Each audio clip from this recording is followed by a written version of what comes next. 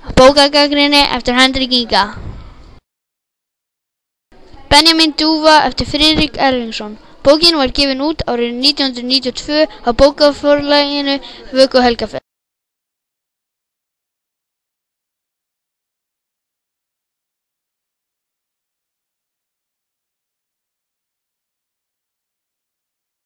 Bókin er 4 vini sem stofna leynifélag og félagið heitir Regla Rauða Drekans. Einn dag byrjuðu strákurinn að rífast og einum var hafnað. Hann fór og stofnaði nýtt félag með frænda sínum sem hét Svarta fjöðrin. Það var gömul kona í hverfinu sem hét Guðlaug og hún var verndari barnanna. Einn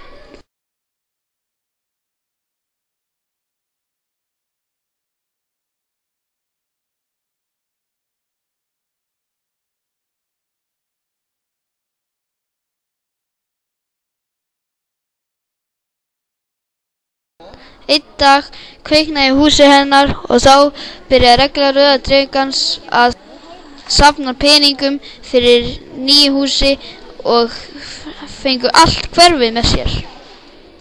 Dag einn skoraði Svarta fjöðrin Reglu Rauða Drekans á hólm.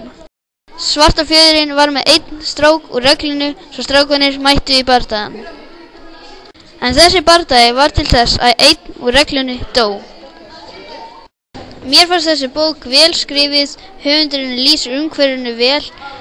Kostir við þessa bók var að hún sorgleg og spennandi.